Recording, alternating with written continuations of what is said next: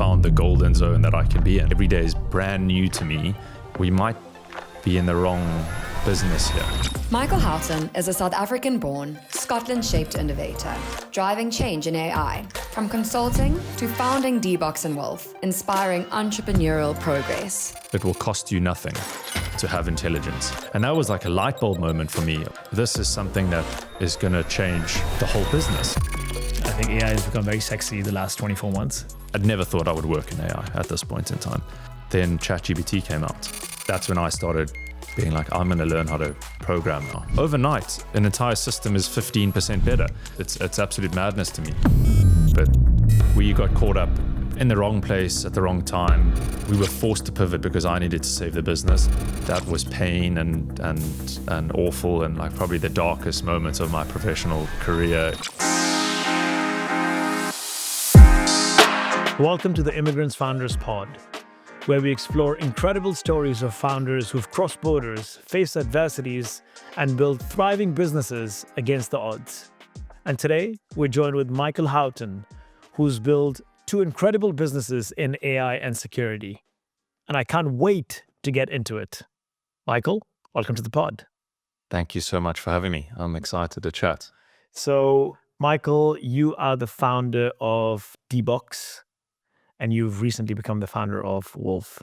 Yes. Now, but before we get into all that, Yeah. and you are the AI guy, which is super interesting, and I think also very current. I think AI has become very sexy the last 24 months. So we'll talk about all that sexiness.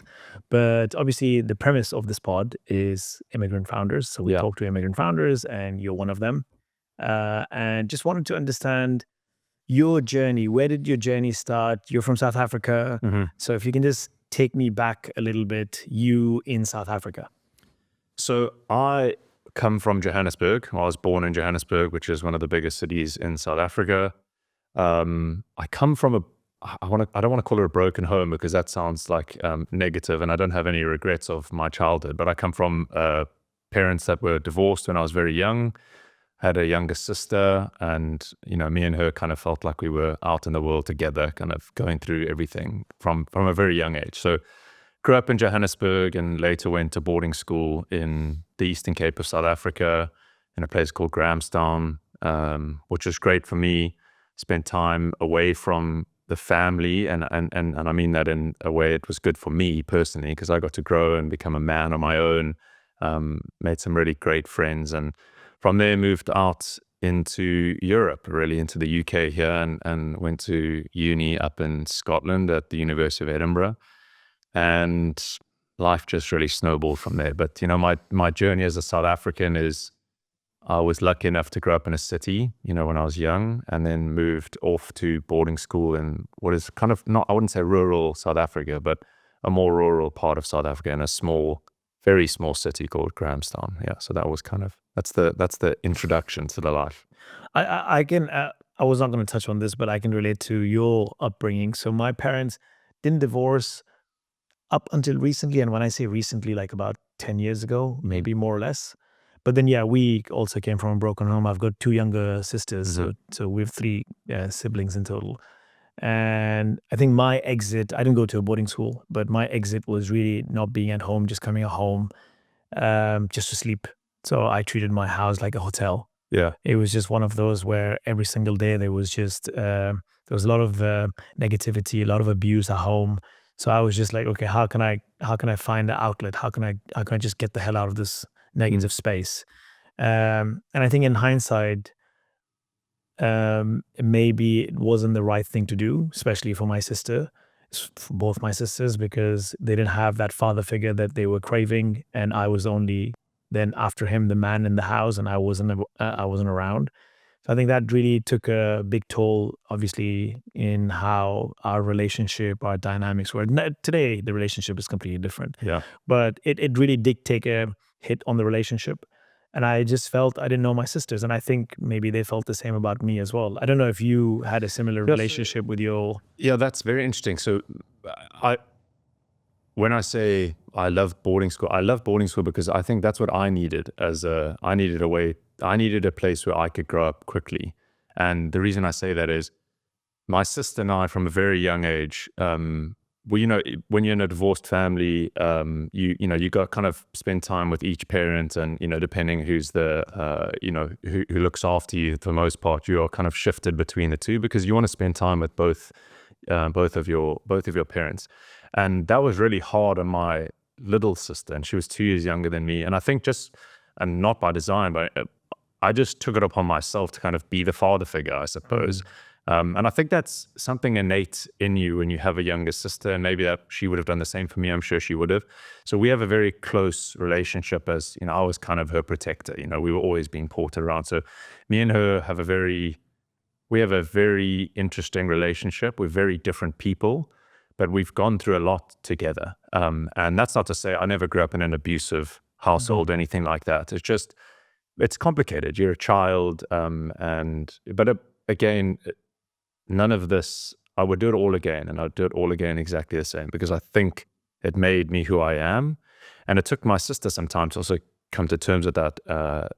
And again, I think it's because she was the younger one. She always had me to kind of be there for her. So we have a very close relationship. And from that divorce came children on both sides, and I have a very big, brother and sister network. I'm one of 11. Wow. Yeah. And yeah, so I mean, we can even talk about that very briefly. So I come from a very big family where I'm the oldest, which is, I think, in a lot of ways kind of, helped my trajectory as well.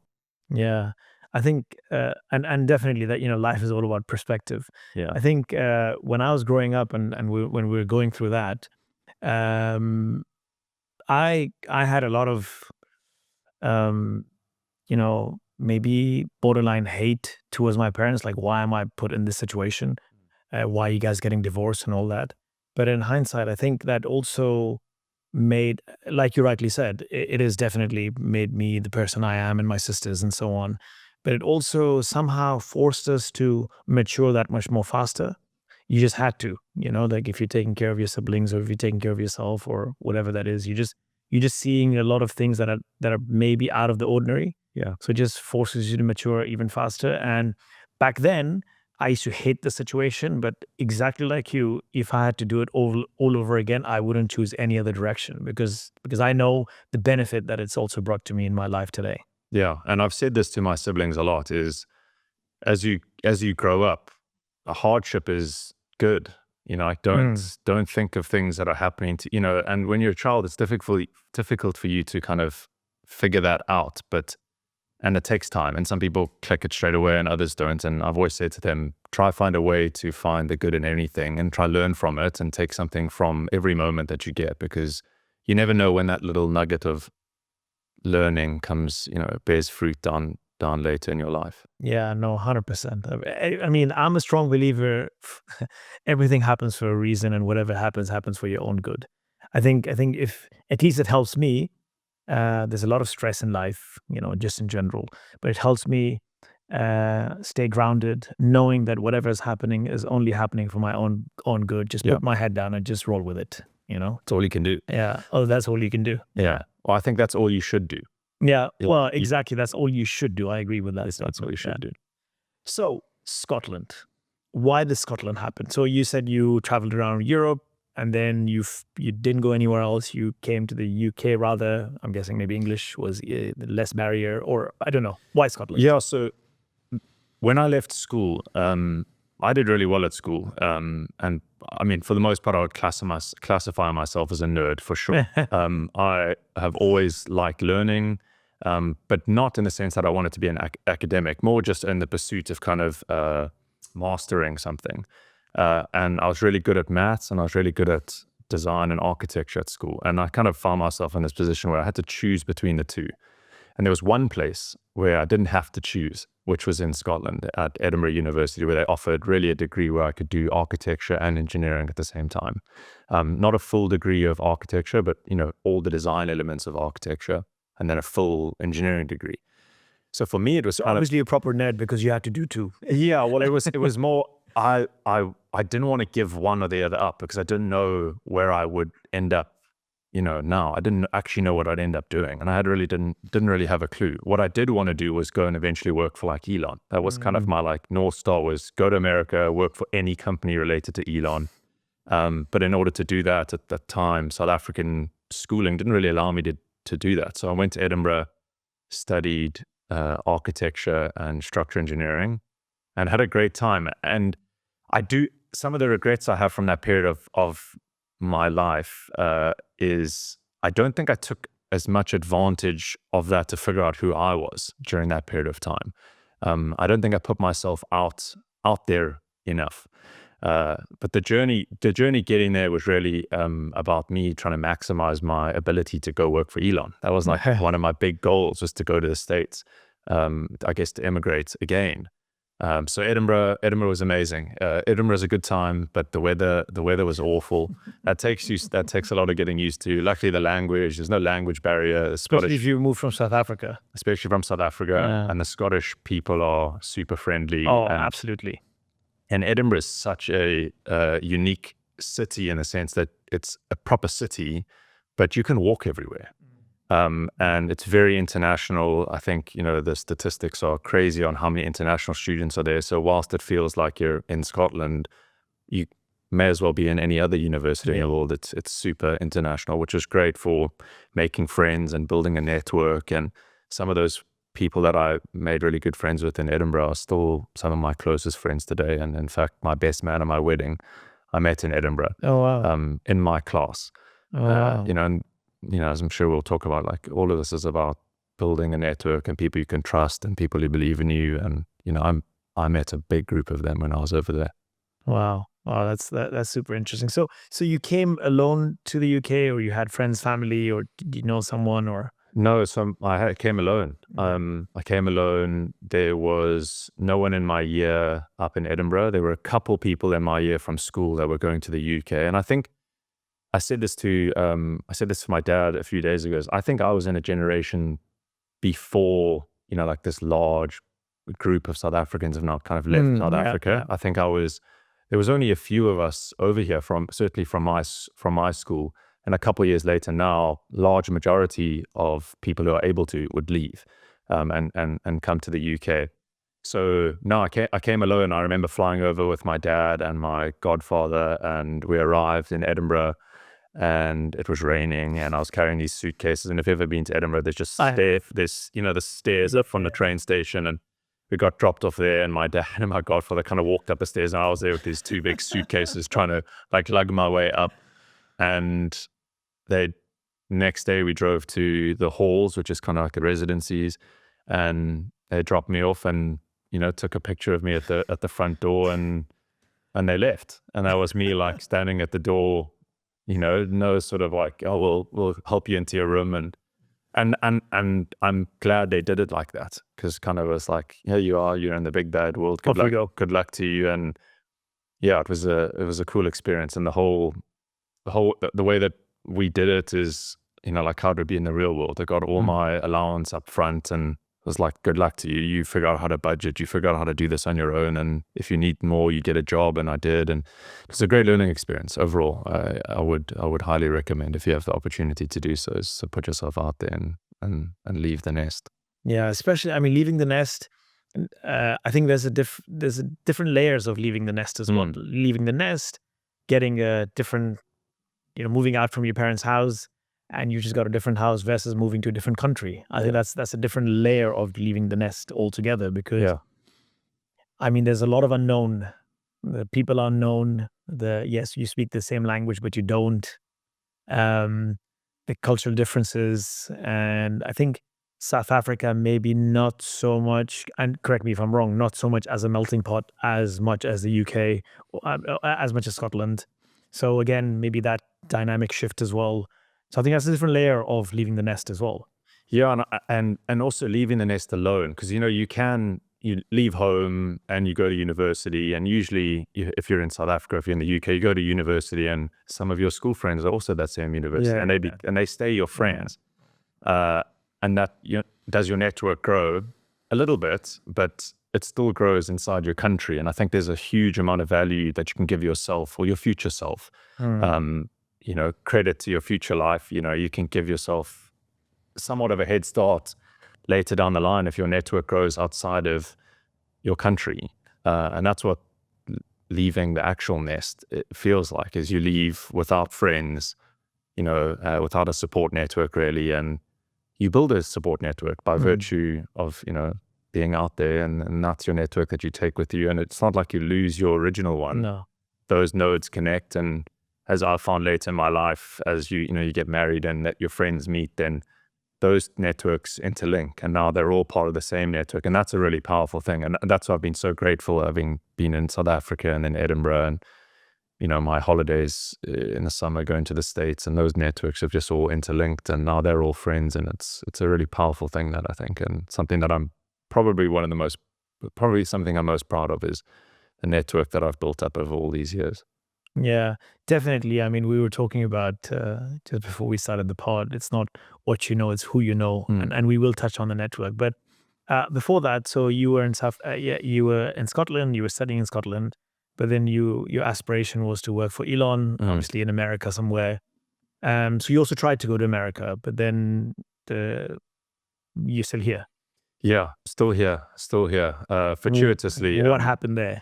Yeah, so in the UK, obviously, as you know, you have this big summer period where you're encouraged to go do work experience, which I had no interest in doing, zero interest in doing work experience at a real company.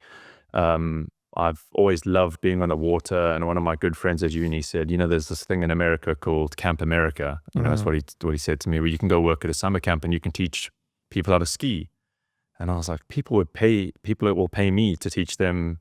So, like, where do I sign up? And literally 15 minutes later, I'd sent an application in and got accepted to what was a Jewish summer camp. And I remember the first thing I did was phone my mom and go, Mom, I've been accepted to a Jewish summer camp. I'm not Jewish. Like, do I have to tell them that I'm not Jewish? And like, is this a problem? To which my mom said, just email them and let them know. And, all this turned kind of to be very funny, because I became very close friends with some of these people at camp that I emailed at the time. And I can remember Debbie, is here watching, Debbie. She said, no, absolutely, that's fine. We have lots of non-Jewish counselors that come and work with us. And I would say that was an inflection point definitely in my life, that was another leaving the nest and going to a completely, I was so out of my depth and knew nothing really about the Jewish culture and religion, and was in America where there's also a different culture, almost a religion really.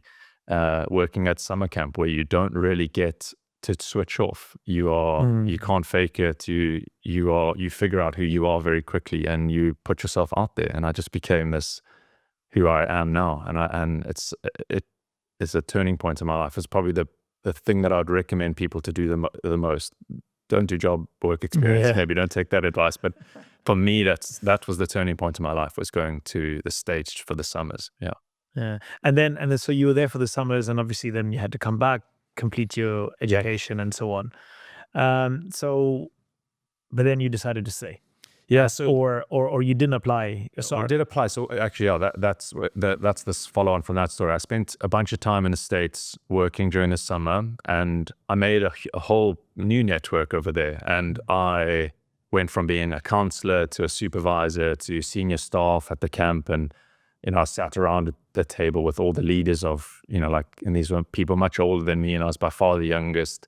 And that experience was super valuable for me, kind of as a business, someone who would go on to start a business and have people work for them, and, try and pursue kind of something in the real world on his own. And those moments meant a lot, where I'm sitting now. Those were very important to me. But all the time while I was there, my end goal then was, let's find a way to come to the States. And I ended up dating someone while I was out there, and we had a long-term relationship. And that also probably was a draw to move out to America. And at this time was 2016, and, the election was going on, and there were talks of, we're going to make it more difficult for people to immigrate to America because they're taking our jobs. And there's that whole narrative, which I think was probably not accurate, but businesses reacted in a way, well, we're going to hold on and we're not going to give out these H1 and H1B visas. So all the companies I applied to, and I applied to something like 150 different companies, and none of them accepted.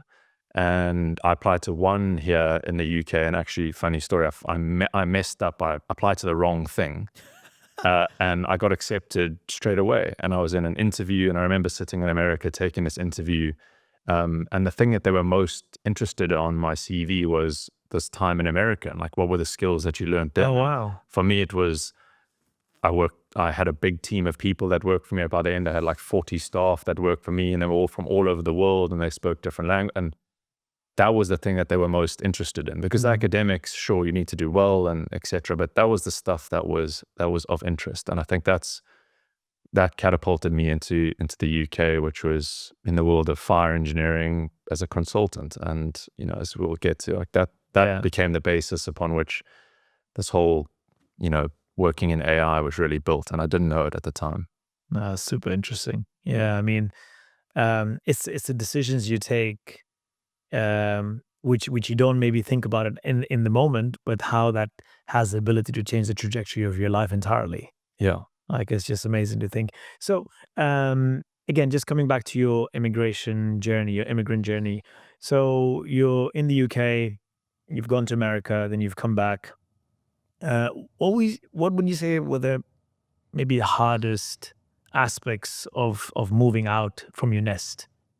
So definitely having gone to boarding school made some of this stuff a little bit easier for me, because I was used to being away from home for a long period of time. But coming to the UK, certainly the hardest part in the beginning was like just the change, certainly in Scotland, it's like the whole change in like weather and like that sort of stuff really hits your mood, and if anyone who says, and the UK partly as well, is, it's grey, and the jokes in South Africa is, like, why do you live in the big rainy rock? It's grey and dreary, which it is. And that took me a long time to kind of get over. It's like, there's way more to life than worrying about what the weather looks like, and my granddad has this amazing saying, it's like, there's no such thing as bad weather, there's only bad clothes. Like, you can deal with that. And it took me probably the better part of a year to come to terms with the fact that, like, there's more to life here. Then there's actually a really great life to be made if you can look past like all this superficial stuff, which doesn't actually matter. That's the first thing that I found hardest. And then the second one was, everyone is trying to make a name for themselves at uni as well.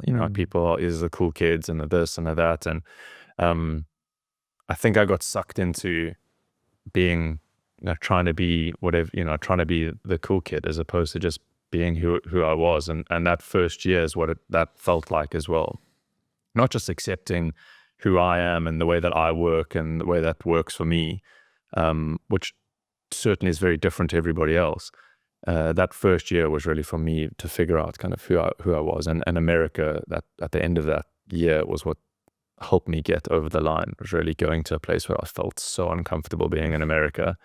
And that's the hardest thing, is like figuring out who I was. You leave school and you don't really yet know the kind of person you want to be and what you want to do. And, you have a family to support you if you go to school in the same country. But when you're away from home, kind of already looking for the people around you. So for me, looking back, that year was about building a foundation of friends that I could rely on, that were away from home, and finding out who I was.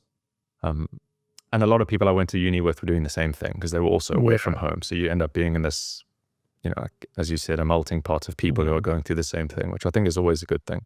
Yeah. And that comes back to the conversation, we had before. So it's the who the network of people.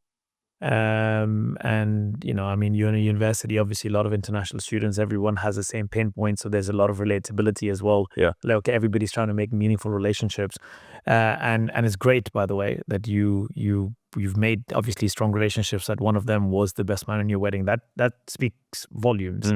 So in terms of making relationships, did you find it difficult, hard, you introvert, extrovert, or what I'm really trying to come to, obviously we know the importance of building relationship, but you're in a new country and you're an immigrant and there's a lot of challenges, and the weather is challenging, everything is just different. What's the navigation path? Like how do you build meaningful relationships? Because people have a really hard time building relationships also. Yeah, and I do as well, truth be known. I think I'm somewhere between an introvert and an extrovert, depending on the situation, depending on the person. Yeah, depending on the situation. But I would say for my initial part of university, I was very much an introvert. I kept to myself, and I was quite happy if people wanted to get to know me, great, but I wasn't going to put myself out there. And those are some of the regrets. Like something very basic is I've loved golf my entire life. I've played it since I was like 3 years old, but I was too nervous to join the golf society because I didn't want to be a bad golfer because I had this so I didn't join. And it's a huge regret I have because I missed out on getting to know people who have similar, and that if you can drop barriers to making friends, do that. And that's why I think societies and people who have similar interests to you, that's like one less barrier that you have to, it's a common thing that you have with someone else, which is really what relationships are built on. There's some thread of commonality, whether it's a belief, a religion, or something, whatever that may be, a sport. So I think if you can, the regret that I have, which I would have, I've told my siblings this, is find a way to meet people in whatever the least friction way that you can do it. And for me, I have regrets of not taking my own advice, but in hindsight, it's 2020, and I only really clocked onto this advice now. So those are regrets I have, is find a way to meet people, whether that's through sports teams, social networks, whatever, but do it in person. Yeah. Do it in person. And it's difficult, especially if you don't speak the language. That's super tough. Find a way, learn the language. I think the sooner you can make friends outside of your network and your culture and your language, that's can only be a good thing. Yeah, 100%. I think, it's great how technology has brought us together. But I mean, there's something about, you said doing it in person. There's something about meeting people in person, that exchange of energy. I mean, this pod, now we're doing it in person. This could have been a virtual Zoom call, for example. But I mean, the way we'll get to know each other, and off the back of it, the conversations that come out of it and that exchange of energy, you can't really replicate through a virtual setting. That just changes everything. Yeah, 100%. Yeah. I think humans are innately capable of picking up little cues about each other. And, we were speaking about this before, the sooner you figure out who you are and what you like, and the sooner we all do that, you start building connections that are actually based in reality and not on this fictitious act that you're putting on or they're putting on. I think that only just kicks the can down the road. The sooner you can connect with someone for real, whether that's a friend or a lover, or I think the sooner you can connect with someone kind of on the real level and not all the superficial stuff, that's better for everybody. I think it's hard also because, constantly we're thinking, I want to please this person and please that person. Then you try and put a facade on. But the reality is what you want to do is you want to stand out, and you want to start filtering, start that filtration process as soon as possible, because you can't be for everyone anyway, maybe a partner, friend, whoever, colleagues, whatever, you can't be for everyone. So the sooner you become you, the sooner you're able to do that filtration, then you're able to build that community of people around you which are like-minded, and then you'll be able to build off the back of that meaningful conversation, 100%, relationships. 100%. And we were saying before, does it take time to figure out who you are, or can you expedite the process? Yeah. And I think, by the time you're 50, you don't really care because you know who you are. You've gone 50 years of figuring out who you are. But I think there are ways to expedite it, and it's being uncomfortable and putting yourself out there and just being you, and get ready for people not to like you. Yeah. But that's the reality of it. And, I'd rather be a 25-year-old that's figured out not everyone's going to like me, but I need to pick up 5 or 6, day ones here, and I'll do it at 25 as opposed to waiting to 50. And I think that's how you get, not that getting ahead is what's important, but that is how you get ahead. I think certainly on yourself, if you're the... It's definitely a life hack, 100%. I mean, if any 25-year-olds listening to this, please do that. Stop giving a shit. Yeah. The sooner you do that, the faster you'll be able to progress. Yeah, with the asterisk of always be kind. For sure. With the asterisk of always be kind and courteous and respectful of the way other people think about the world. I think that's super important as well. 100%. And I fall into the trap often of, I do have this attitude of, fuck it, I'm going to do me. And that's the way it will be. But sometimes that can come across as like, I don't care about what you're doing, and I need to get better at that, certainly. But if you are listening as a 25-year-old, care deeply about what people say, but acknowledge that people aren't always going to align with what you say or care about, and that's okay. That's okay, definitely, because everybody's different and everybody has an opinion and they have the right to have an opinion as well. So yeah, be kind. I think, life is pretty simple as well. Just be good, do good. Like really, that's it. That's all that matters. Yeah, I think those are the base things you need to do. Yeah. Be kind. Be kind, do you. Yeah. And everything will fall into place. Everything will fall into place. Talking about everything falling into place as well. So we spoke about, you trying to get a job in America. That didn't happen. Then you got a job here. Exactly, elaborate on that. So you said it was a mistake. So you applied for a company which was not the company. No. So I applied at a really big company, and I don't need to necessarily mention the names here, but I applied to a big company with loads of departments. I thought I was applying to a structural engineering role, and I didn't end up going to a structural engineering interview. I went to a fire engineering interview, and I kind of pitched up, and I was like, "Oh, that's interesting." Anyway, I loved the interview process. It was great. We had a really nice chat. It felt kind of like a podcast, actually. It was just like talking about my life, and they hired me 2 days later, and I arrived in London, a month later, and started work. And that another, if I look back in my life, like what were big turning points, that's another decision that I didn't necessarily make. I didn't choose to get interviewed by them.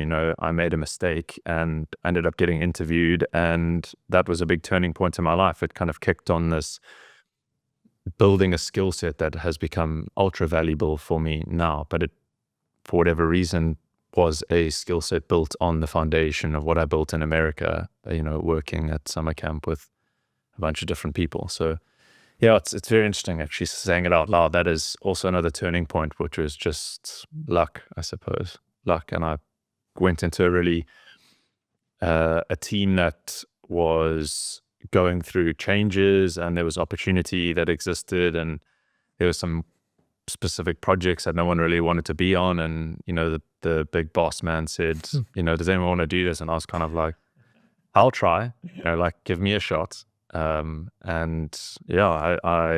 just put my head down and was a yes man, and everything went well, and it wasn't without failure, but it went well in the end, and it gave me the ability to work my way up through a ladder very quickly, and sat on the leadership team in that business as well. And that's part of the business within 4 years, and ran the London team, and all did this as a really young engineer. And I think all of us is built on the original decision to go to the States and put yourself out there in this environment where I felt so uncomfortable. I had to call my mom to be like, I don't want to go do this. I feel too uncomfortable.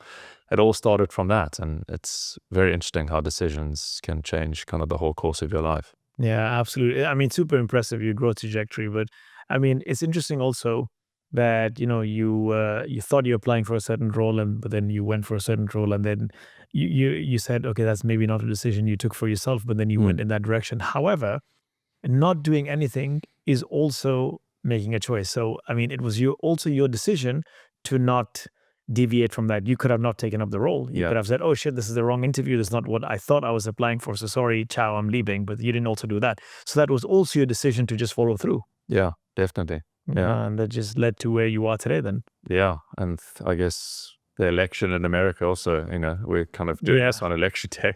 The election in America in 2016 was also a reason why I'm here. And thank God I am here. Yeah. It's been an awesome journey, and I'm super grateful, really. Again, I'll say this a number of times today, I don't have any regrets about the way I did it all over again. It makes you who you are. Yeah, that's a very, it's a very fortunate position to be in. I mean, not a lot of people can say that, So, I mean, and it's also good to remind ourselves, if we're in any fortunate position, it's really good to remind ourselves how fortunate we are. It just helps you stay grateful, stay grounded. I think that's super important as well. Yeah, no, maybe a contrarian view to that is, I do think even if you have, when I say I wouldn't do everything differently, I think it's also kind of a cue to think positively about everything. Because even if you have been through, and I'm certainly on the spectrum of being privileged throughout my life, But even if you haven't, I think if you go through life being grateful for everything that's happened and don't have any regrets, I think that only puts a positive swing on your outlook in the world. If you have regrets about stuff that are out of your control, even in your control, just puts this negative weight on your back. And I think you are largely in control of the way you think about the world, with some things that aren't, you can't change. But I think thinking positively about everything always is and being grateful for it, even if it was a bad experience. I think it makes you grow in who you are today. Yeah, absolutely. I mean, life is really all about perspective. I mean, we spoke about the weather also before this. So I was raised in Dubai. So there's sun every single day. I didn't really understand the concept of why people in the UK really, spoke about, the clear blue skies whenever they were. Because obviously, when you have something in abundance, the novelty wears off really quickly. So I just grew up with that. So I didn't really understand the importance. However, like every single time there were gray skies and it rained or whatever that may be, the horrible weather or whatever. I really love the nature in the UK. Like I think the green and it's just so beautiful. And I come from a desert. Of course, that's also beautiful in a different context. But I mean, I really love the nature here. And if you really think about it, it's only because of the weather, obviously, and the ecosystem that is provided because of the nature and the weather, do we have this the green and the landscape and everything else. So even if there was less rain, if there was more sun, if anything changed, then we wouldn't have the nature that we have.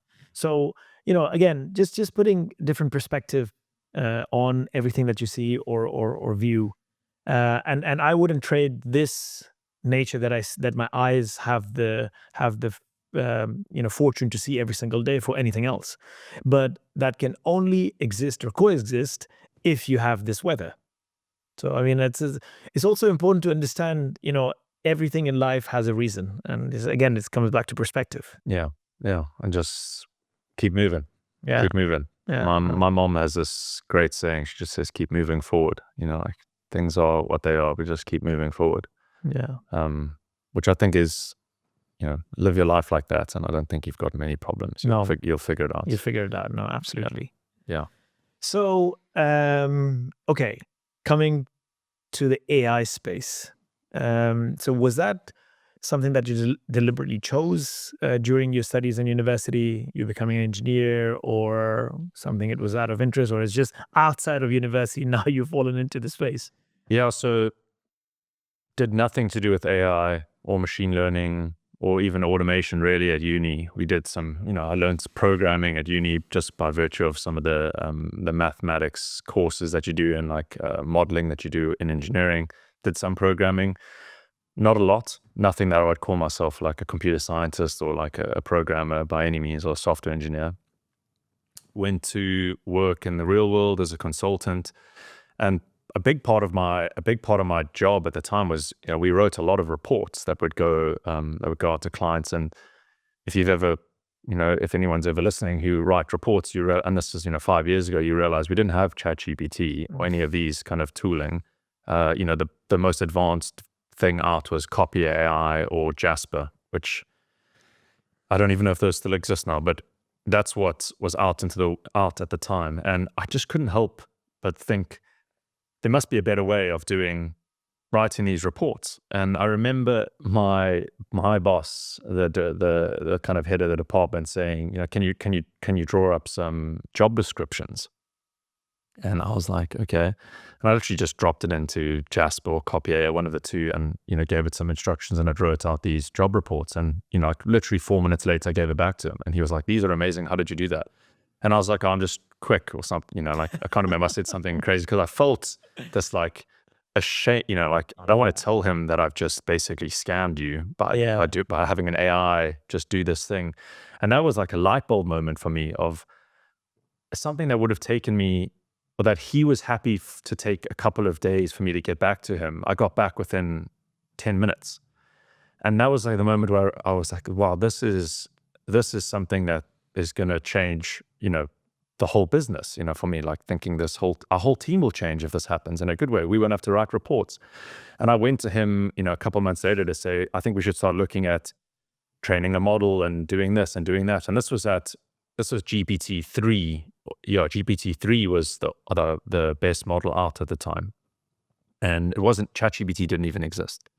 And because it's a big machine, it took a lot of time and we didn't end up doing anything. And kind of it was something that was always in the back of my mind that there must be a better way of doing this stuff. But that's also another like moment I can look back on of I realized something. I don't want to say I was early on the wave, but like I'd figured out there was a job that I was going to do and I could do it with a model like that, and it was done.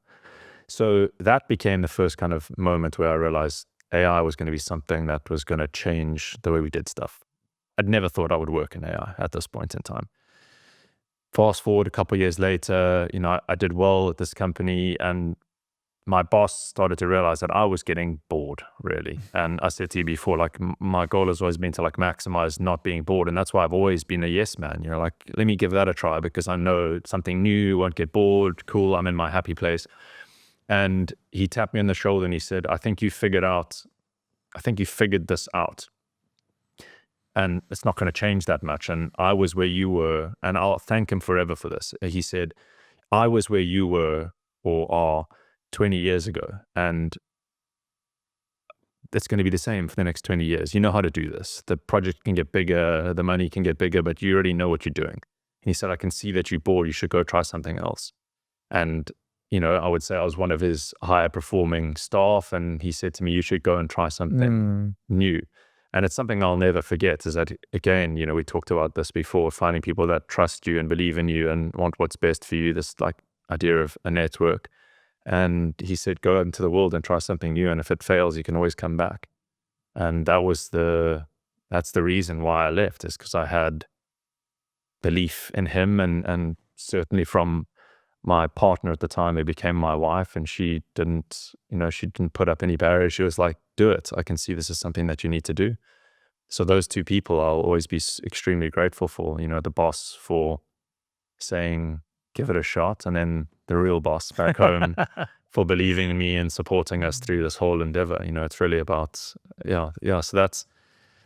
so we left. I say me and my wife, we made the decision like we were going to do this, and she stayed at work and kind of supported the family, and I took a risk and went out and started D-Box. And the original goal of D-Box was in the middle of the crypto summer, when everything was pumping and everything was great and no one could make a mistake. And we started then, and the idea was to create a algorithmic fund powered by AI, really at the base of it. And we started tinkering with GPT 3.5, and then ChatGPT came out, and everything we were building alongside ChatGPT. It was helping us write the programs and the code. And that's when I started being like, I'm going to learn how to program now. I'm going to get into this because I had this tooling that enabled me to, a non-coder who understood the logic of coding, to code. And we tried to get clients into the fund, and almost all of them were more interested in the fact that we were using AI than the fact that we were in crypto. And that was the moment where I was like, actually, I think we might be in the wrong business here. And that's what I thought. And we kind of got forced into AI consulting because we got caught up in the Sam Bankman-Fried and Terra Luna and a bunch of other stuff. And that was pain and awful, and like probably the darkest moments of my professional career is going through those, where you're losing a lot of money in a very, very, very short space of time, and you can't really, there's nothing you can do. No control. So which we can also talk on, like that's a very dark part, but the pivot was really because of that. Like, oh my God, I need to save the business. I need to figure out what we're going to do. It's also interesting, Michael, I think great leadership or a great manager has the ability to change not only your career path, but your entire life. I mean, for him to actually say yes, and for him to actually sit you down and tell you, okay, you know what? I was you a couple of years ago, and I don't want you to be me a couple of years from now. Because, as a leader manager, if you have someone who's really integral to the team, the last thing you want to do also is to let that person leave. I mean, you do whatever it takes to keep that person. He did the quite opposite. Yeah. Yeah, it's again, I'll thank him. I'll thank him forever, and all the opportunities that have come my way now, and have all been not because of him, but largely because of the decision I made. Along with his trust and faith and everything. And I can remember sitting in the office with my team, and I was my managerial style is I like to be very close to the people I'm working with. I care deeply about their success. And at the time, everyone around the table I had either worked with from the beginning or hired directly. And I remember sitting there about to tell them that I was going to leave, and just crying, sitting at the table, being like, I'm leaving, but I'm devastated about it. And I'm terrified of what will happen next, because I'm going out to do something that it's a gamble, like 99 points of companies fail. And so I remember sitting there crying, and some of them as well. And it was just a cool moment. And another moment I'll remember is all of them saying, you'll do great, you'll do great. And I have the regulatory book that we all looked at every single day doing our job, and they just wrote in the back of it all these beautiful messages of wow.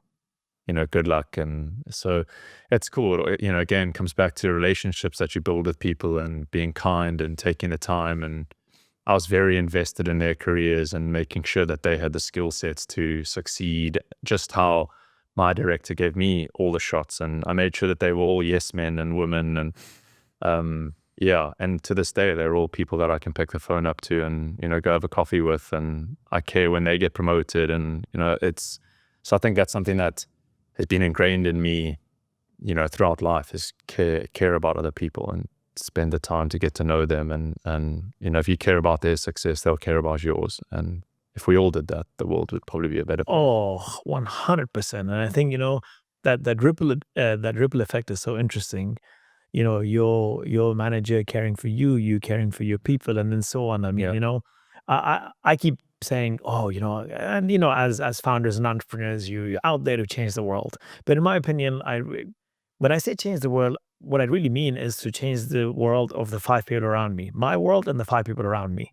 And hopefully then that becomes a ripple effect. So those 5 people will change the other 5 people, and the 5 people, and the 5 people.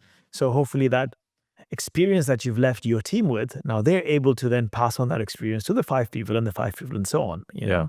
And I'll give you an example of something that I did, which, I'm not saying everyone has to do something like this, but I remember a mentor of mine, when I left school to go to Edinburgh, when I was at school, he gave me a book called How to Win Friends and Influence People. Oh, yeah. I don't know if you've ever read it, by Dale Carnegie. Yeah, very famous. A very good friend of mine who we were very close at school. His father gave it to me, and I never read it when he gave it to me. And his father passed away kind of shortly after he gave it to me, and I never ended up reading it. And what he said to me is, read the book with a highlighter, and then come back down and sit with me, and we'll go through the book together, and we'll talk about everything that you've learned.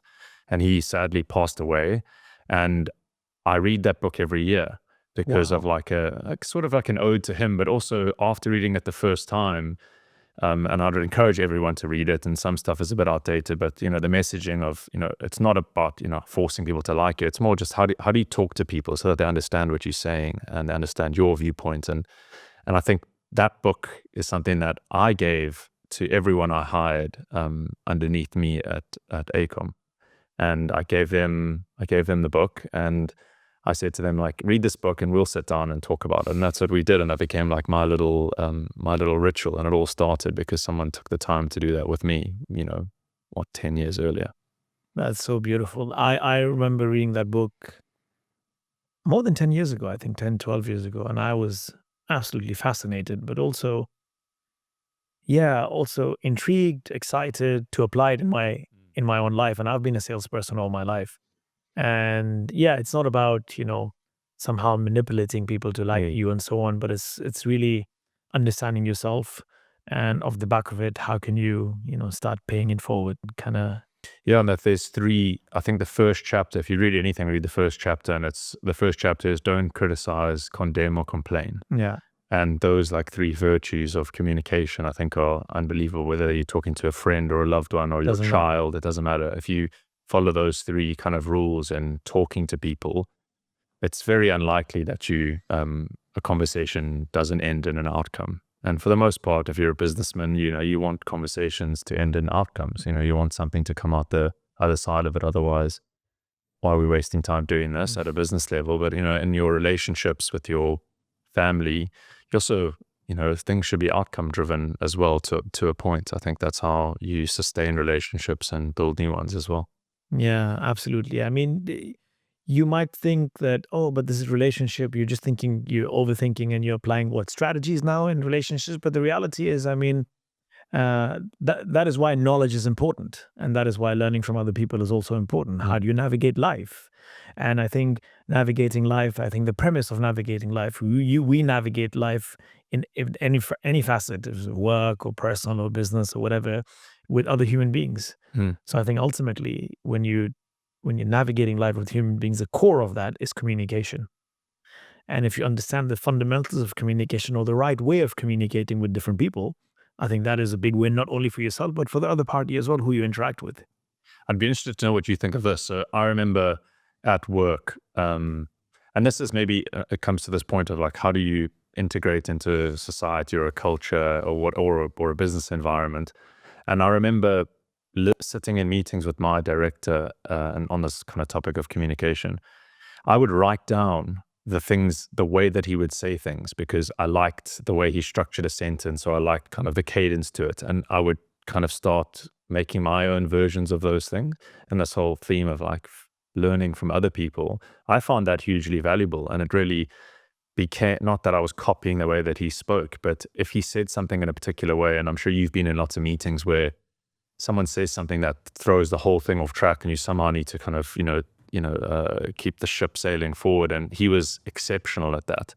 And that skill set of being able to do that is like what a great consultant is able to do, say a lot without saying anything in moments that you need really that skill set. He was epic at doing that. And I remember I still have those emails saved, and I would like write down in email threads and save them as drafts. And I still have them in my email account of all these like phrases of stuff. And it's maybe a bit nerdy, but it is how I learned. I'm glad you said that, because I was really going to say, I was like, wow, this is like proper, like you've gone proper nerd also on that. But I think it's super interesting. I wish I could do that, but 100% I definitely resonate with you. It's really trying to learn from other people and actively thinking about your own personal growth. I think that's just personal development. Like, I mean, I'm here listening to you, but really paying attention as well, trying to understand, trying to learn from you as well. The little nuances that I can catch and how that can elevate and help me in my life. So, I mean, I've never sat down, and maybe I don't have the patience to sit down and actually write each and every item and when I'm learning from people, but 100%, I think it's been, it's just over time, actively trying to make, in the nicest possible way, get the best return of my investment on that time that I am with that individual. So what can I learn from you? How can I, because, I remember my first business was when I was 17, and I was quite successful. And I thought, wow, I'm like the smartest person on this planet, especially smarter than my mom and my dad. Then when I hit 28, I was like, oh shit, now I'm the smartest person on this planet, because, but 10 years ago, I was an idiot. As I got older, today I've come to realize, oh my God, I don't know anything. Like, I think that is a very powerful place or powerful stance to be in, where every single day I show up, what can I learn from you? Because I just don't know. Yeah. And I'm just so hungry from that perspective. So actively, consciously paying attention. And I think, again, that's a life hack. Yeah. If you can do that actively, consciously, and somehow, hopefully there can be an AI for that, maybe in my brain or the phone listening, and it's just writing notes for me. Maybe it's already there. Maybe you can enlighten us on that. But I resonate with your experience, and the methodology could be different, but paying close attention and learning off the back of other people, I think that's just super critical. Yeah, and that being hungry to learn. I love what you said, that you've got to a point now where you feel like you don't know anything. And I think the faster you get to that point where you acknowledge, I don't know anything, and every day is a school day, every day is a learning day, that's how you rapidly grow. When you're like, your mind is just open and listening all the time. And weirdly, that's what it feels like working in AI. Yeah. Every day just feels like something my brand God. new has come out, and that's why I think I found, and I think I said it to you when we first met, is like I found this happy place in my life where I'm not bored, because it's impossible. Every day I can open up the computer and go, what's happened? Oh, there's a new model, there's a new open source library, there's a new framework. So every day I can learn something. And does that apply to every single industry? Probably. And for me specifically, I've just found this like glory, this like really golden zone in AI where every day is a school day. Every day is brand new to me, but every day is built on the previous day. And Yeah. if you can find that in your day-to-day life, you'll be happy. You'll be immensely happy and fulfilled. And it all comes from like figuring out who you are, figuring out what you love doing. If you can make money doing what you love doing, that's also great. And obviously there's intricacies with that, but yeah, I totally agree with you. Totally agree with you. Just, be a sponge to the world. Yeah, no, absolutely. Definitely AI, maybe now, especially in the last couple of months, has become a anomaly. Like we're doing everything AI as well. So we're in the HR space now, but everything we have, every element is just AI. And I keep I keep speaking to our CTO as well. And we're like, oh my God, like we're in the space and we're working with AI every single day. And we feel like we're like left behind. Like every single morning you wake up, you're like, well, shit, what is happening? Like it's so hard to keep up. So, but it's not necessarily for people who are in the space. I mean, every day can be learning curve, and regardless of whatever space you're in. I mean, there's an opportunity to learn every single day, Absolutely. And also, it's also interesting. The opportunity to learn is not only from people who are 10, 20, 50% ahead of you. You can also learn from people who are behind you. Yeah. You can also learn from people who are younger than you. I think that's super important for us to know, especially in this day and age, more so than any other, time in history, where you have the ability to learn from people who have not got the life experience like you.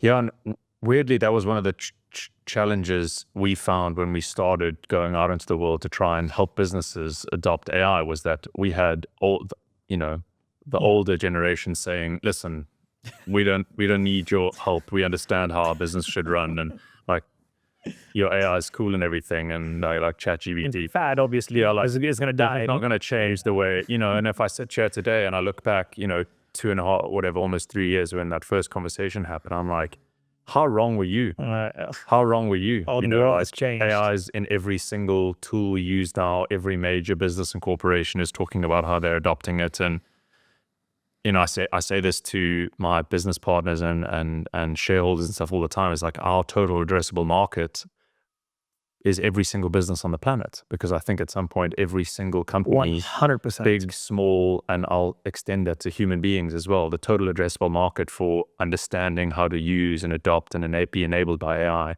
is every business and every single person in the world. 100%. And I mean, it's only going to become bigger. And when AI first came out as well, there was a lot of pushback, definitely, because people don't like change. And also the change was from a perspective, and I can appreciate, AI is here to take our jobs and people are going to lose jobs. And perhaps there's a lot of truth to that as well. But the reality is, it's not if, it's only when, and that when is now. Yep. Like things have just exponentially changed and they're going to keep on changing. I think the innovation we see in 2025 is going to be more than the collective of the last 10 years. Like, I mean, that's how rapidly things are changing. Yeah. Which is, I mean, in my opinion, it's pretty exciting as well, because again, that is also another part of human advancement, human evolution, how that impacts us from every aspect. How does it better our lives, our livelihoods, our well-being, healthcare, mental health, just so many aspects that we can touch.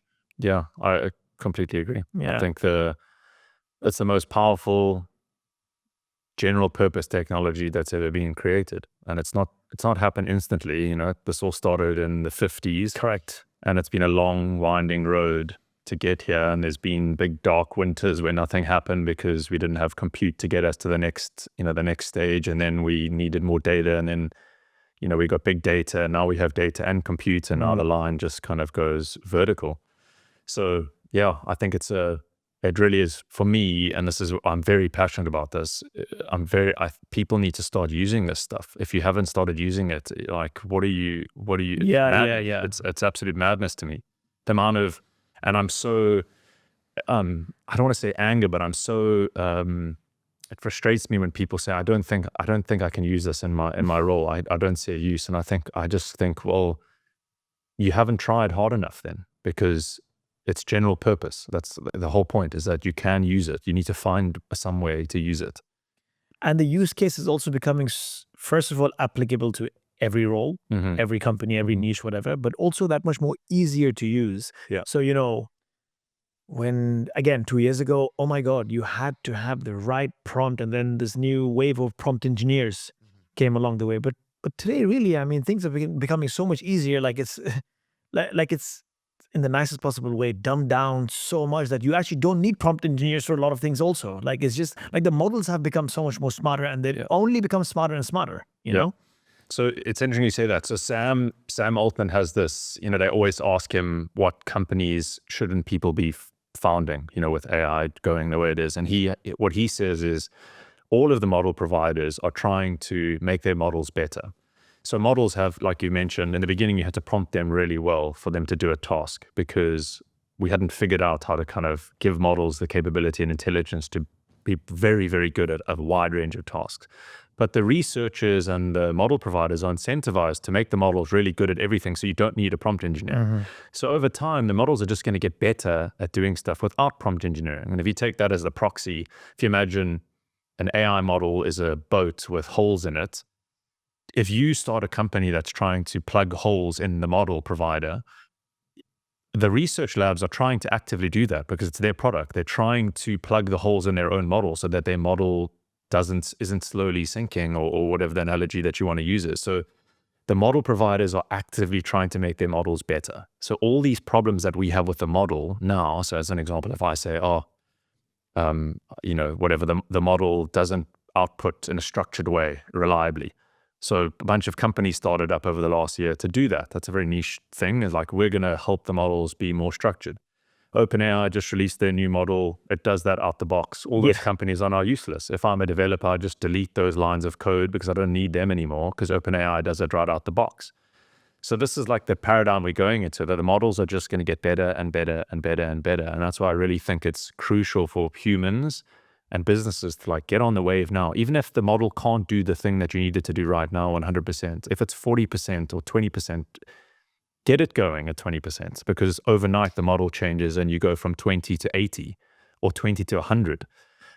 What are you waiting for? I just think it's madness to wait. Yeah, the exponential growth. I remember we started touching. I mean, we initially thought, okay, no, we'll make something proprietary and we'll train our own model, this, that, whatever. That was a conversation we had just over a year ago, I think a year and a half ago, more or less. I'm so glad we didn't go in that direction. Oh my word. If we did, we would be so stuck now and break and hitting our head on the wall. Yeah. And the costing and also the time frame. We're looking at year, 2 years, 3 years, whatever, and now, I mean, the growth is it's proper on steroids. It's so exponential. And like you rightly said, just start, because know that it's going to get way better than you ever anticipated. Yeah, that's how crazy good things are becoming. Yeah, no, I'll give you an actual tangible example that I have with one of my clients. Now, we've built an entire pipeline that's, let's use an example of, it reviews some data and makes a decision based on that data. We have it and we've mapped it against humans, in 5,000 previous cases. It's as good as humans are matching them, pretty much identical. Okay. Overnight, we updated the model, and now it's better than humans. And we didn't change it. None of the software changed. Yeah. None of the pipeline changed. Anthropic just updated their model, and overnight, an entire system is 15% better. That's crazy. That's crazy. But you don't have that option of improving alongside the model if you don't have the system that works with the model. Right. You're losing everything and some if you haven't started. Yeah. So, I see this every day with my clients and our businesses. It's like, overnight, our entire business can get more efficient. I mean, you see this. Overnight, your margins go up, the cost halves, the speed increases, the intelligence gets better. You didn't do anything. No. We did nothing. Your tech team did nothing. They did nothing. They're just sitting there. Obviously, they're not just sitting there, but, you could literally sit on your hands, and overnight, cost halved, intelligence increased, capabilities increased, systems more robust. You tell me the technology where that happens overnight. Doesn't happen in anything else. No. It's I'm actually glad you brought up the cost. I remember. Do you remember a couple of months ago when OpenAI? I think it was a couple of months ago, like a year ago. OpenAI just announced, "Oh, we're gonna drop the cost, not by 5%, not by 10%." It's like, what? I mean, thank you, but it's amazing, and for sure the costs are only going to keep on reducing. The speed is going to keep on increasing. The technology is going to become that much more advanced. It's just, I don't know. It's just exciting times. It's exciting times. You know? I mean, I say this all the time. Like, I literally feel like I found the golden zone that I can be in. I'm so happy. I love building stuff. I'm enabled by tooling that can make me build faster, arguably better. You know, some people argue that it makes you write worse code, but, you know, fair enough. I can get something into the market faster and prove that it works, which is really important for me. Velocity is important. But, you know, as you say, you know, it's the model's getting cheaper, and I think intelligence is tending towards $0. It will cost you nothing to have intelligence. And what does the world look like in that? I don't know. Truth be known, I like to think of it, that's a good thing. Yeah. And this is why I'm also very passionate about going, you know, putting tooling and businesses in Africa that are AI enabled, because I don't think it's good for any of us if one superpower has this and everyone else doesn't. No, absolutely. I think the disparity between nations and people and cultures becomes so much greater. And I think the world is in a worse off place if that does happen. 100%. I think we're really fortunate to be in London, obviously. In the UK in general, I mean, you know, we're an advanced society. We're in the first world. AI, especially here in this part of the world, is also huge. Everyone is adopting AI as well. But now I think it's our fundamental duty as well. Okay, how can we, from that perspective, pay it forward? How can we now, you know, open that space for, you know, a lot of people from across the globe who perhaps don't have that opportunity or that ecosystem? How can they leverage from us? You know, how can we pay it forward? Talking about pivots, because, you know, yes, you are in the AI space now, but you were not. This is not where you started out to be. And we spoke about a little bit about crypto and how that wave was. And so that decision, obviously, again, you did not make the decision. You were perhaps pushed the decision. And I think that's also, you know, the true spirit of startup and entrepreneurship, where you pivot. Yeah. Sometimes you pivot because you see an opportunity. Sometimes you pivot because it's a lack of opportunity, or you didn't have a choice. So what was your, you know, experience like? And, you know, again, the pivot, and I mean, the dark times you're speaking about as well. Yeah. So, because a lot of people can resonate, I'm sure, because a lot of people were into crypto at that point in time. I remember back in 2016, if I'm not mistaken, I invested some money in crypto as well. I'm glad I didn't get into the rabbit hole from my perspective. I know a lot of friends of mine, we invested together and they were day trading every single day. And I think that was just ever consuming type of exercise, which I just didn't want to do. I put some money in a wallet and I actually don't know where that is anymore. So it's just one of those. But yeah, how was your experience? Yeah, so I mean, the summary of it is we set out to do something in crypto, algorithmically, which just, you know, basically means a program would take care of the basket of lent positions in DeFi. And we really wanted to focus on DeFi, where you would lend money, make a return on the money. And we, D-Box essentially borrowed money to test this whole process out. To test our algorithm out. And as I said before, we both had AI embedded in the algorithm, but we also built the software around the algorithm using AI at the time. And, you know, I call it bad luck, or, you know, maybe it was fortune. We got caught up in the wrong place at the wrong time, both on the Terra Luna chain and then later down the line inside of FTX, because that was our enterprise platform. And not even in crypto, we were in dollars in FTX. So just raw dollars, which are FDIC insured or whatever. Evidently not, if Sam's out giving the money everywhere else. So anyway, long story short, those things are still playing out, you know, in court cases and everything. But we, for all intents and purposes, lost a lot of money in a very short space of time. And the pivot for us, and I know you just said there, like, we were certainly forced to pivot. But at the time, I remember saying to my partners, I think there's an opportunity for us to take what we've learned using these models and go and try and help a business do it, because we've just shown our business is 100% AI enabled. Every single person was working with the model. Why can't this be the case in a marketing department and in a, in the finance team and, widely at a group level? And again, leveraging a network, we picked up the phone and I phoned the COO of, a company that we knew in East Africa, and we said, hey, we would like to help you do this. And, behind my back, I kind of had like, I hope this goes well, like, give us a chance. And, in fairness to them, they took a shot on a couple of youngsters who, really at the time didn't know what they were doing and they were figuring things out. And as we've said before, AI moves so quickly that we were figuring things out because every day was a new day. And over the last 2 years, AI has come a lot. Tooling for developers around models has come a long way in the last 2 years. You had to basically duct tape everything together 2 years ago. Now there's like really nice tooling and developer kits and stuff like that for you to build with. We didn't have that in the beginning.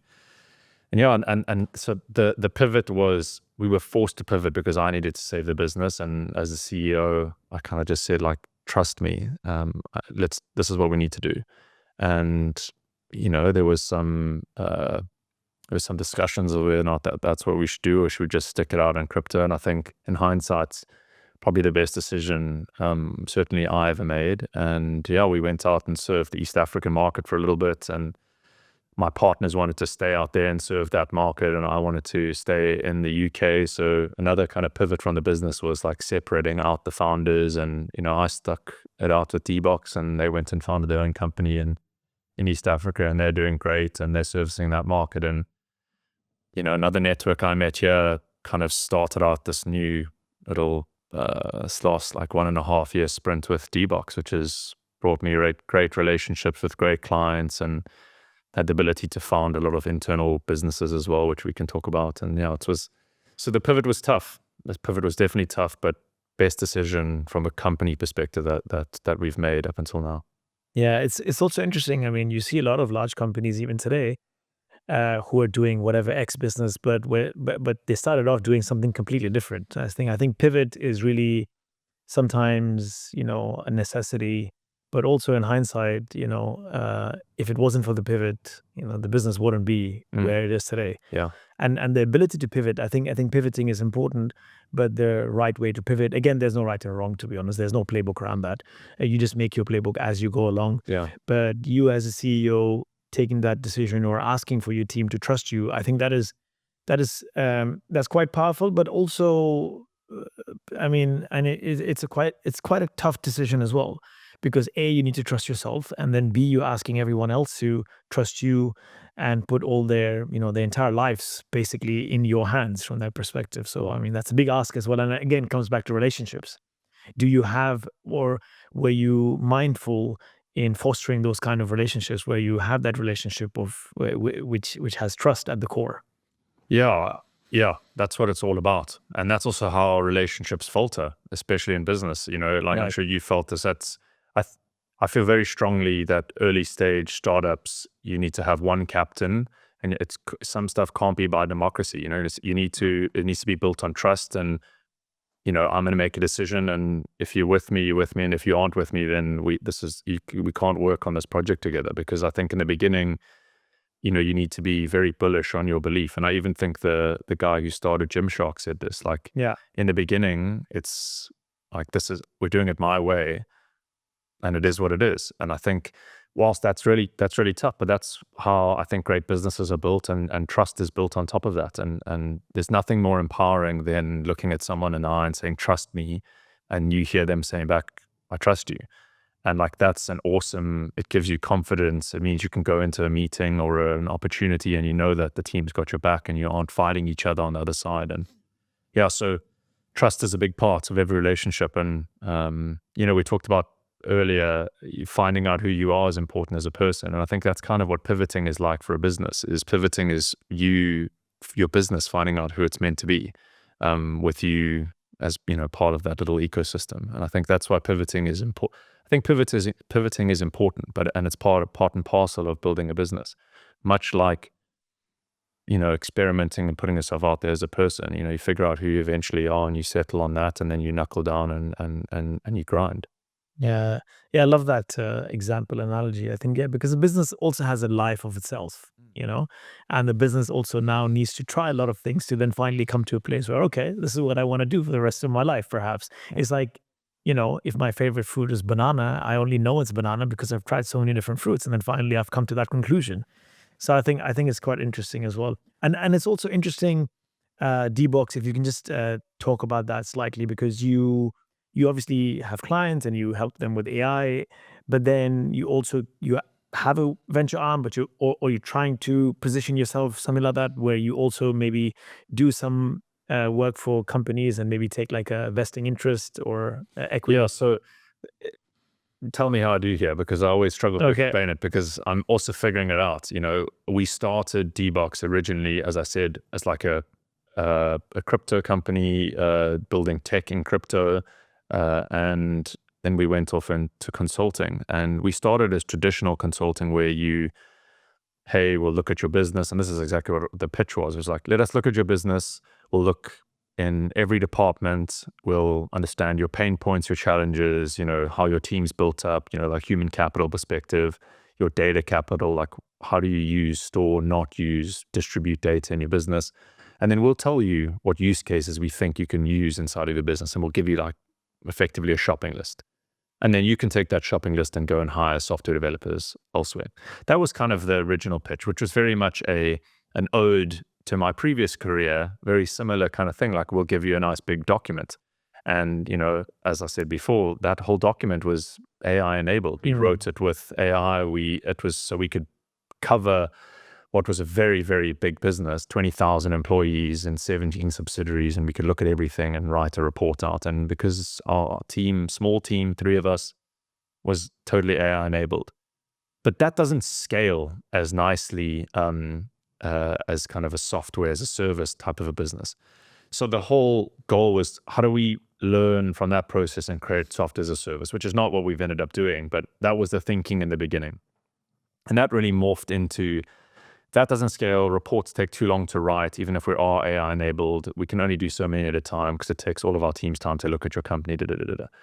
So as I mentioned before, partners split and they went off. And the next version of that was, let's sprint a discovery session in 2 hours. Let me, it was just me at this point, just me and freelancers. Let me understand your business, because let's say I have no idea what your business does. Your business is different to their business. Even if you're in the same, you have your own people, you have your own problems, your own way of storing data. Everything is bespoke to you. Let me understand the way that you do that. And because I know the technology, because I'm deeply ingrained in what's happening in AI and specifically LLMs, I know what they're capable of. I know where the 20% mark is. I know where the 100% mark is on these various use cases. And again, I'll come back to you with a shopping list. But this time, I'm going to build the products from the shopping list, as opposed to you going elsewhere. And that's been this like second version. I like to call it like embedded consulting, where you pay for us to embed ourselves in your business, and we take responsibility for AI inside your company, because AI is this big beast that, my opinion, is a CTO, unless they are an AI person, it's very difficult for you to become an AI person. There's too much going on, and you already have a job. Your job is to sustain the tech that your business already has, and for you to suddenly just turn your team into an AI team is difficult. I'm not saying it's impossible, but it's very difficult. The version 2 or 3, actually, I guess version 3 of D-Box is very much embedded consulting and taking a very close collaborative effort with a client. And that's how we've built relationships over the last sort of year and a half, is very closely collaborating with clients and their teams, building software and services that they use, and very like kind of treating it like a product, building an internal product for them and changing and moving very quickly. And as we've done this over the last sort of 3 years, looking at companies, and as I say, you sit down and you understand what a business does, there's all these light bulb moments where you go, oh my gosh, they have that problem, but don't they know that that problem can be solved with, like, in my mind, I'm like, I could do this and this and this and this, and I could solve that hang on, we can make a product. So this is this idea of like having a venture side of the business is to understand how a problem works in a specific niche and then go and build a product for it and then take it out to the market. And we tried that with a few and they didn't work. And the other side of the venture business is, as you put yourself out there, you know, as I have as like an AI person, people have reached out to me and said, hey, I've got this idea. What do you think? And if I like the idea, or, you know, my requirements are, do they have access to a market? Do they understand a sector better than I do or deeply? Or do they have the capital to do this? And those are kind of the things. And does it maximize me not being bored? That's like the other one. And if all of those things are true, then I'm in because I know I can build it quickly. I can get it off the ground. I'll have fun doing it. And it's got the potential upside of turning into a company that, you know, does something good in the world and, you know, maybe maximizes value for D-Box and myself. That's extremely interesting. And what I'm really interested in is that spin-off or that other business that you've started now called Wolf. And that was also a similar story. Someone came to you, and that someone is a close friend of yours. Yes. Nick. Yes. And he's come to you with a business idea, and that just sprung about. And if you can just lead me into that journey. Yeah. So Wolf started from a text message. And again, we spoke about this a little bit off camera. Because I put myself out, you know, there are hundreds of thousands of people on LinkedIn and social media who are AI experts, you know, selling you prompts and whatever. Those are not AI experts. Let's just, for the listeners out there, don't trust those guys. Like the AI engineers, people who actually build stuff, those are the people you should be working with, in my opinion. As we just discussed, prompting will become something that not hugely important, I believe, in the future. So Nick reaches out to me because I'm the AI guy. And this was like 4 months ago, he reaches out to me about something completely different. And that kind of kicks off our, you know, we went to school together, but we haven't been in contact for a long time. And we chat about something because, and then in his mind, and we've spoken about this now, I become the AI person. So when he has an AI question, like he's going to come to me. Fast forward a couple months later, he sends me a WhatsApp saying, I've got this idea. It's called Wolf. And I'll show you the text after. Project Wolf. And it says like thesis, community-driven, you know, WhatsApp bot that can help users report crime, you know, like something along those lines. And I was like, don't have time. Literally reply, sorry, I don't have time. I'm too busy right now.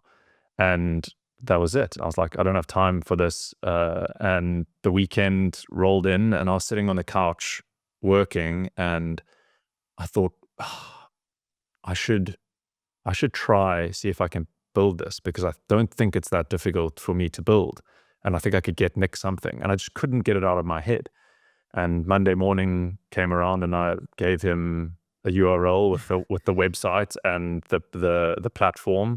And I built the whole back end that, you know, facilitates a conversation over the weekend. And I gave it to him. And, you know, like the premise for Wolf is really like Waze, where Waze is really community-driven traffic, you know, like alerts of how do you get somewhere. And the reason that it's so good is that everyone is adding to the data set, which helps you optimize your trip. So if you take that analogy, what Wolf is trying to do is in communities want to keep themselves safe, but they also want to know what's happening.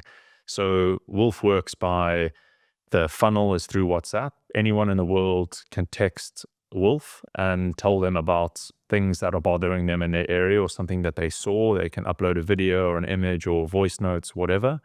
They drop a location, Wolf tags it on a map, and it adds to a big cumulative data set, which we think eventually we'll be able to predict, model, and understand patterns in both crime and other things that happen in your area. And for us, what was really important, you know, as I said before, is Nick was in South Africa. This was a problem that I thought had value. And Nick had access to a market, the security market in South Africa, because he had kind of just gotten the door with a big security company because they wanted him to help them optimize their business, nothing to do with AI. And he, you know, kind of that same analogy, he saw inside of a business and went, I think there's a way we can make a business out of this. And that really morphed itself into Wolf. And the plan is Wolf will be accessible by 30 million South Africans, because 98% of Africa use WhatsApp as their main provider. And in South Africa, most cell phone providers provide WhatsApp-only SIM cards. So people don't have access to apps. They just have access to WhatsApp as their means of communication. So for us, we don't have to build an app. We use WhatsApp as the app, and we build a backend that interfaces with WhatsApp. So it solves a bunch of challenges, in the industry, which is communities want to be able to alert authorities and private security companies of what is happening. And private security companies are sitting there looking at thousands of WhatsApp chats, trying to figure out what's going on in their areas. And Wolf does all of that as just a central point, all facilitated through an app that everyone already has. So that's kind of the very brief story of Wolf. But it's funny. It all started again with this like hungry desire to like build stuff, and I want to understand the world, and I couldn't help myself but think of this idea, and more of a challenge. I was like, I just think I can build this in a couple of hours, and it took me probably 8 hours to build the platform and get it into Nick's hand. And then all credit to him, he jumped on LinkedIn and posted a message saying, hey, I've got this idea, this is why I want to do this, and the rest is history, really. Yeah. Because you guys have got, first of all, that's just fantastic idea. And I think it's fantastic on so many different levels. No friction. It's on WhatsApp. Everyone uses WhatsApp. I didn't even know in South Africa, a lot of providers only give you the WhatsApp as access. But there's no friction. We all know how to use it.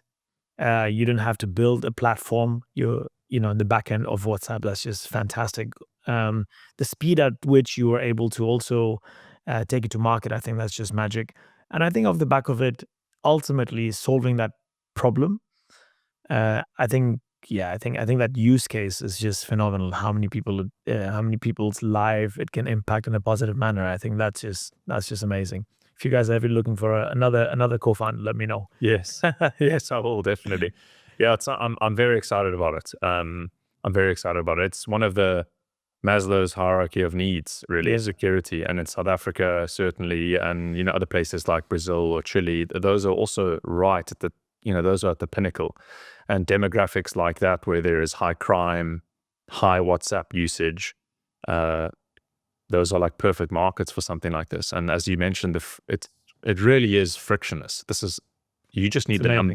It's all about distribution for us. It's, we just need people to know that Wolf exists and that the number exists. And the use cases, Nick and I are in this position where we have so many opportunities, like the business is 3 months old, and, we've just secured like funding through a VC as well.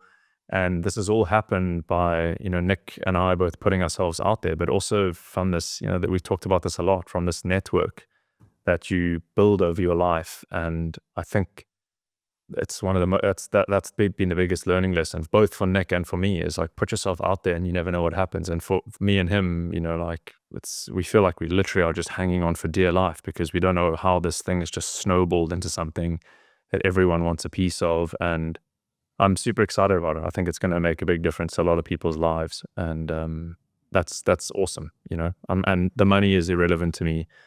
To be honest, it's going to make a difference, and it's easy to use, and it's like texting a friend. Yeah, that's phenomenal, really. I wish you guys the best of luck. The speed at delivery, like how fast you've achieved success so far. That's just amazing. 1 weekend for the product.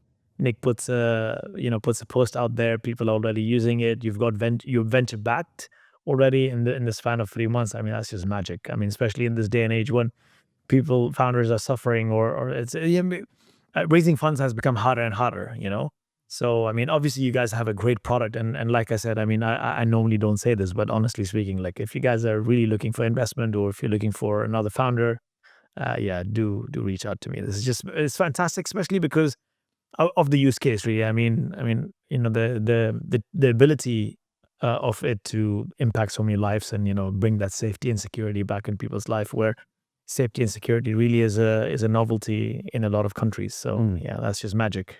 Yeah, and for us, what's been thank you for those words are awesome, and I really appreciate it. And I think we will start fundraising again. We've just secured this first round now, and we'll start fundraising again, because for us, this is like a race to distribute something out into the world. Because, and again, I'd love to know your thoughts on this. I think slowly tech is not becoming the moat anymore. I don't think technology is a moat, aside from, if you're a model provider, let's say, that's a moat because that's research and an algorithm. But for a lot of other companies, I don't think the moat is going to be tech anymore.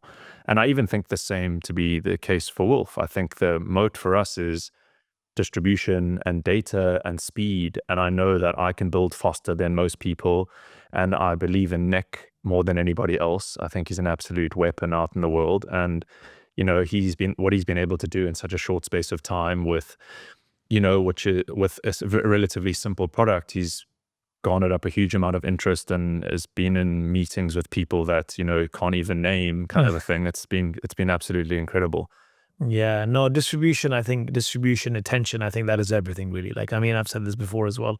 Yeah, ideas, sure, execution, sure, but the distribution, the speed at which you can distribute and the speed at which you can attract attention, I think that is just everything. That just changes everything. What would you say to your, and this is just me now trying to wrap up, and it's just been an interesting conversation and really inspiring as well, off the back of, all the pivots and everything that you've made. And, we spoke about, garnering relationships and everything else. What would you say to you growing up in South Africa, the little you, maybe boarding school, maybe before boarding school? You've not put yourself out there yet. Your parents getting divorced, or maybe even before that, and the whole family dynamics. What would you say to your younger self? Everything's going to be okay, I think, is what I'd first tell myself. And then, and full credit to my mom, she's always told me this, is keep moving forward. Like, that's what she's always said to me. And then obviously Finding Nemo came out, and it just became like, just keep swimming. And so, yeah, that's something I would say to myself. But luckily enough, I had both. I have wonderful parents who've always believed in me. And, circumstance made life difficult for both of them and for us. And I think those are the things they always told me, is just keep pushing, just keep moving forward. And I luckily would give myself the same advice that my parents gave me, for sure. Maybe I would also say is, figure out who you are a little bit faster. But I think I did it in the right way. I think I still figured it out faster than most people. A lot of my colleagues at work and people I know in my circles, I still have this gut feeling that I don't think that you are acting. I don't think that that's the real you. And that might be just my thinking is, I think the faster you can figure out who you are, if we all did this, if everyone was themselves, and it takes time to figure out who you are, because you have to grow up, you have to experience stuff, you have to go through the ups and downs of life, and and win and lose and be happy and be sad. But if we all got to the point where we know who we are faster, we would make the connections that we needed to make faster with the people that would believe in us, and we would believe in them. And then you have this like really tight knit group of people that you can trust in. And then I think the world is really your oyster. I think the faster people get to that, and the faster you have the ability to phone a friend, and if you can phone a friend and that friend's going to pick up and they're there for you. I think if you have a group like that, it's very difficult to be unhappy, and I think it's even harder to lose, at whatever endeavor you choose to pursue. Absolutely. Well, thank you so much. That was beautiful. And hopefully that resonates with a lot of people listening as well, especially the younger generation. If they're, the ability to move at speed, I think, is super important. However, things also happen at the right time and the right place and so on. But if you're consciously able to put yourself out there, I think that can be a huge life hack. Yeah. And maybe I said to you earlier, my desktop of my computer has "fuck 'em, do you, brother," like in big bold letters in the middle. And like one of my hate 'em or love 'em, like that's like Elon's thing, is he just like, he's gonna he's on railroad tracks and he's going in that direction, and like the track is going that way, and he's just going to cruise past you. And I think if you have that mentality with the asterisks of be kind, I just think it's very hard to lose, and I also think that's compatible with everybody else. If you are kind and everyone is doing them, I think we all win, really. I think we all win, which is what hopefully everyone wants for each other. Definitely. I mean, it is a collective. I mean, we're human beings on this planet, and if we think in the collective manner, we definitely all win. And I hope and I pray that you guys keep on winning. I think you guys are on a great trajectory anyway. You guys are building something awesome. D-Box is great that you're able to help so many different businesses. Hopefully more wolves come out of it. Yeah. But best of luck with Wolf as well to you and Nick. And it was an absolute pleasure talking to you today. And if you do need a founder, investor, please ring me up. I'll ring you up if it's in this business or the next. Absolutely. Definitely. But thank you for having me. It's been awesome to share the story. Thank you.